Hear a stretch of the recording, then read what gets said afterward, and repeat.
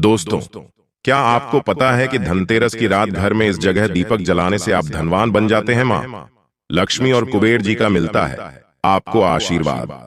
आप में से 99% लोगों को पता नहीं होगा कि आखिर धनतेरस के दिन घर के इस हिस्से में दीपक जलाने से धनवान हो जाते हैं, करोड़पति हो जाते हैं।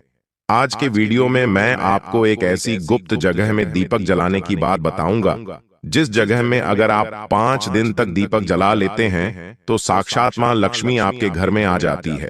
ना चाहते हुए भी आपके सेवा भाव को देखकर कि मां लक्ष्मी को अगर उस जगह पर 5 दिन तक दीपक जला दे तो आना पड़ता है आपकी कंगाली, आपकी गरीबी, आपके जीवन में चल रही परेशानी, कष्ट एवं कोर्ट कचहरी के मामले चल रहे हो, उसे भी दूर करना पड़ता है। तो वीडियो ध्यान से देखना और वीडियो की एक एक बात को बहुत ही ध्यान से समझना, क्योंकि हम भी अपने घर के इस हिस्से में धनतेरस और दीपावली पर एक दीपक जलाते हैं और मां लक्ष्मी की कृपा हम पर है। और आप लोगों को हम इसलिए बता रहे हैं क्योंकि आप हमारे सब्सक्राइबर हैं, तो आप भी जलाएं और हो जाएं शीघ्र ही धनवान। तो दोस्तों, स्वागत है आपका पसंदीदा चैनल हिंदू रिलीजियस टेल्स में।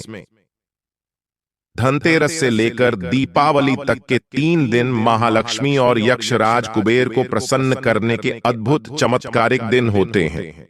इन दिनों में ब्रह्मांडीय शक्तियां कुछ इस तरह जागृत रहती हैं कि आप सच्ची श्रद्धा और विधियों से उपाय करते हैं तो आपकी कामनाएं अवश्य पूरी होती हैं। दीपावली की महानिशा की तरह ही धनतेरस की रात्रि भी कुबेर को प्रसन्न करने के लिए होती है। धनतेरस की पूजा का विधान भी प्रदोष काल में किया जाता है। इसलिए यदि आप कुबेर जी को प्रसन्न करना चाहते हैं तो धनतेरस की रात्रि में दीपक प्रज्वलित करने का उपाय करना चाहिए। शास्त्रों में वर्णन आता है कि धनतेरस की रात्रि में जिस जगह रोशनी होती है, दीपों का उजास होता है, वहां कुबेर देवता की दृष्टि पड़ती है और वे उस स्थान को अपने आलोक से प्रकाशित कर देते हैं, अर्थात उस स्थान पर वे अपनी कृपा बरसाते हैं। ऐसे अनेक स्थान होते हैं जहां धनतेरस की रात्रि में दीपक अनिवार्य रूप से लगाना चाहिए। इस साल 10 नवंबर को शुक्रवार के दिन धनतेरस पड़ रहा है। साक्षात इस दिन माता लक्ष्मी का आगमन हो रहा है। गलती से भी इस दिन को हाथ से मत जाने देना। शुक्रवार की धनतेरस साक्षात माता लक्ष्मी को धरती लोक पर खींच लाती है और भक्तों की पीड़ा माता को शांत करनी ही पड़ती है।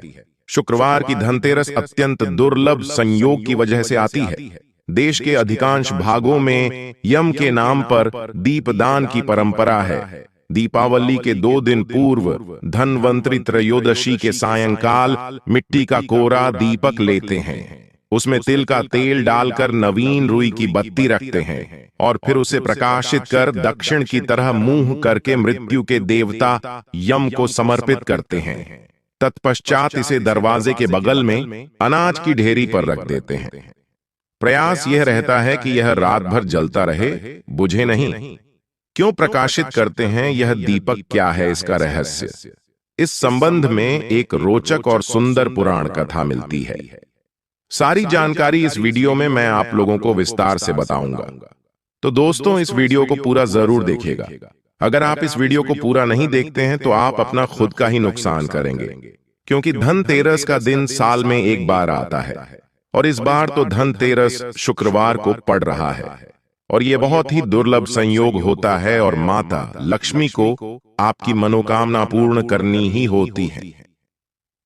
आप जब यह वीडियो पूरा देख लेंगे तो आपको खुद ही समझ में आ जाएगा कि वास्तव में हम दीपक क्यों जलाते हैं और हमें दीपक क्यों जलाना चाहिए। और वास्तव में इस वीडियो को देखने के बाद आपको एक एक्स्ट्रा लाभ मिलेगा कि आपके घर से गरीबी जन्मों की जो कंगाली है वह चली जाएगी। कहते हैं कि बहुत पहले हंसराज नामक एक प्रतापी राजा था। एक बार वह अपने मित्रों, सैनिकों और अंगरक्षकों के साथ जंगल में शिकार खेलने गया। संयोग से राजा सबसे बिछड़कर अकेला रह गया और भटकते हुए एक अन्य राजा हेमराज के राज्य में पहुंच गया। हेमराज ने थके हारे हंसराज का भव्य स्वागत किया। उसी रात हेमराज के यहाँ पुत्र जन्म हुआ। इस खुशी के अवसर पर हेमराज ने राजकीय उत्सव में सम्मिलित होने के लिए आग्रह के साथ हंसराज को कुछ दिनों के लिए अपने यहाँ रोक लिया। बच्चे के छठवीं के दिन एक विचित्र घटना घटी। पूजा के समय देवी प्रकट हुई और बोली, आज इस शिशु की जो इतनी खुशियां मनाई जा रही हैं, यह अपने विवाह के चौथे दिन मृत्यु को प्राप्त हो जाएगा। इस भविष्यवाणी से सारे राज्य में शोक छा गया। हेमराज और उसके परिजनों पर तो वज्रपात ही हो गया। सबके सब स्तब्ध रह गए। इस शोक के समय हंसराज ने राजा हेमराज और उसके परिवार को ढांढस दिया, मित्र, आप तनिक भी विचलित न हो। इस बालक की मैं रक्षा करूंगा। संसार की कोई भी शक्ति इसका बाल बांका नहीं कर सकेगी। हंसराज ने यमुना के किनारे एक भूमिगत किला बनवाया और उसी के अंदर राजकुमार के पालन पोषण की व्यवस्था कराई। इसके अतिरिक्त राजकुमार की प्राण रक्षा के लिए हंसराज ने सुयोग्य ब्राह्मणों से अनेक तांत्रिक अनुष्ठान, यज्ञ, मंत्र जाप आदि की भी व्यवस्था करा रखी थी। धीरे धीरे राजकुमार युवा हुआ। उसकी सुंदरता एवं तेजस्विता की चर्चा सर्वत्र फैल गई। राजा हंसराज के कहने से हेमराज ने राजकुमार का विवाह भी कर दिया। जिस राजकुमारी से युवराज का विवाह हुआ था, वह साक्षात लक्ष्मी लगती थी। ऐसी सुंदर वर वधू की जोड़ी जीवन में किसी ने न देखी थी। विधि का विधान विवाह के ठीक चौथे दिन यम के दूत राजकुमार के प्राण हरण करने आ पहुंचे। अभी राज्य में मांगलिक समारोह ही चल रहा था। राज परिवार और प्रजाजन खुशियां मनाने में मग्न थे। राजकुमार और राजकुमारी की छवि देखकर यमदूत भी विचलित हो उठे, किंतु राजकुमार के प्राण हरण का अप्रिय कार्य उन्हें करना ही पड़ा। यमदूत जिस समय राजकुमार के प्राण लेकर चले, उस समय ऐसा हाहाकार मचा और दारुण दृश्य उपस्थित हुआ, जिससे द्रवित होकर दूत भी स्वयं रोने लगे।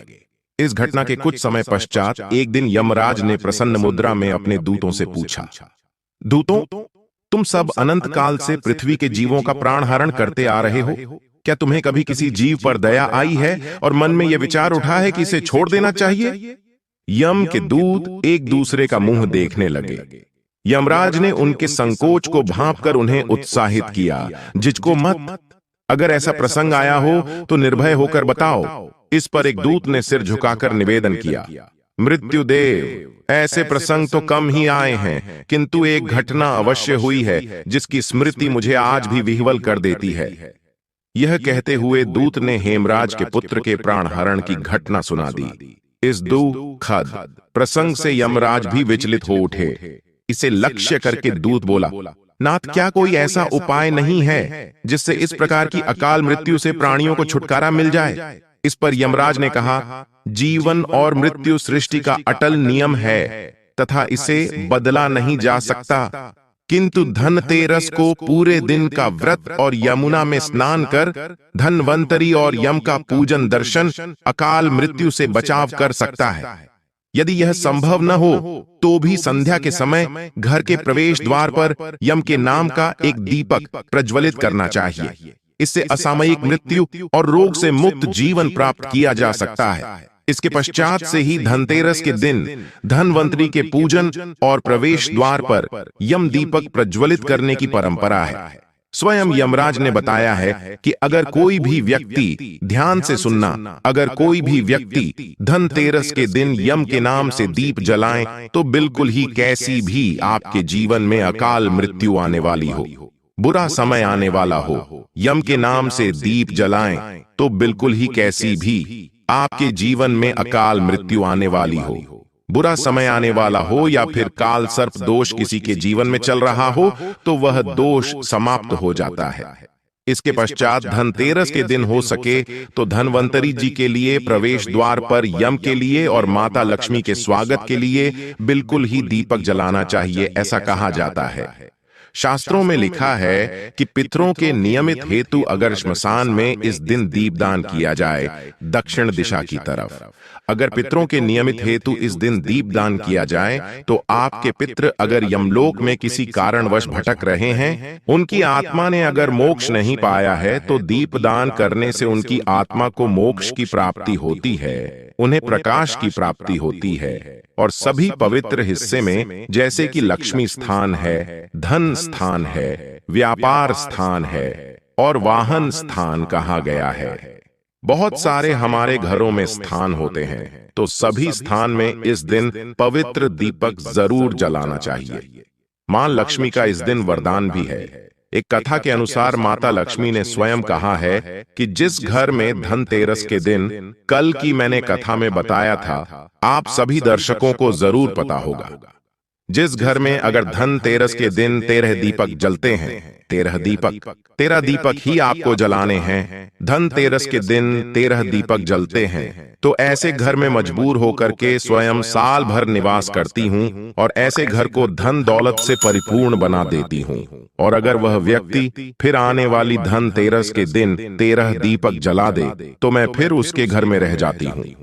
अर्थात अगर आप आजीवन मां लक्ष्मी को प्रसन्न करना चाहते हैं, आप चाहते हैं कि मां लक्ष्मी आपके घर से ना जाएं, आपके घर में धन दौलत एवं सुख संपत्ति एवं यश कीर्ति की प्राप्ति हो, तो आप अपने घर में धनतेरस के दिन दीपक जरूर जलाएं।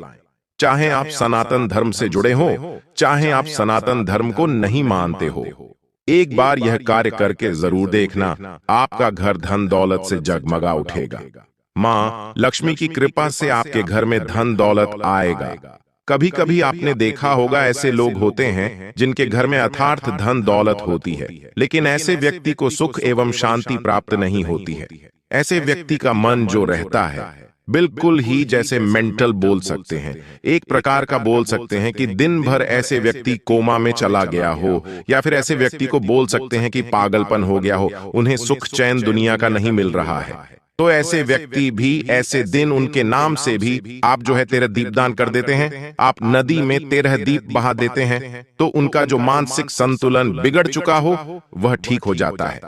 और हो सके तो इस दिन धनतेरस के दिन हमारे धर्म शास्त्रों में लिखा है, अगर कोई भी व्यक्ति धनतेरस के दिन पीपल का वृक्ष, गूलर का वृक्ष और बेल का वृक्ष, ये जो 3 मैं वृक्ष बता रहा हूं, इन्हें देव वृक्ष बोला जाता है। तो पीपल के नीचे में दीपक, गूलर पेड़ के नीचे में, या फिर आप जो है बेल के वृक्ष के नीचे में दीपक जरूर जलाएं। हमारे धर्म शास्त्रों में लिखा है, जो व्यक्ति बेल के नीचे में संध्या काल में दीपक जलता है, धनतेरस से लेकर के आपको भाई दूज तक 5 दिन जलाना होता है। 5 दिन आपका समर्थ नहीं है, तो आप जो हैं 3 दिन जरूर जलाइए। अगर कोई व्यक्ति शाम के समय में 3 दिन अगर बेल वृक्ष के नीचे में तेरस, 14 और अमावस्या अर्थात दीपावली, तो 3 दिन अगर दीपक जला लेते हैं, तो मां लक्ष्मी ने स्वयं कहा है, क्योंकि जड़ में समस्त तीर्थ निवास करते हैं। बेल के माता कात्यायनी इनके पत्ते में निवास करती हैं और इनके मूल भाग में ब्रह्मा जी निवास करते हैं। इसके मध्य भाग में विष्णु तथा पेड़ के संपूर्ण हिस्से में भगवान शंकर निवास करते हैं। बेल का वृक्ष मां पार्वती और मां लक्ष्मी का स्वरूप कहा गया है और ये साक्षात जगत पिता भगवान शंकर को इनके पत्ते चढ़ते हैं, समस्त देवी देवताओं को चढ़ते हैं। बेल का वृक्ष को छूने मात्र से व्यक्ति के पाप का समन हो जाता है। तो 3 दिन लगातार आपको बेल के वृक्ष को छूना है, धनतेरस के दिन, 14 के दिन और आपको छूना है। दीपावली के दिन कैसी भी आपके जीवन में, कैसा भी आपके शरीर में दोष चल रहा हो, आपके जीवन में कठिनाई चल रही हो, वो सारी कठिनाई दूर हो जाती है। और 3 दिन लगातार आपको दीपक जरूर जलाना है बेल वृक्ष के नीचे में।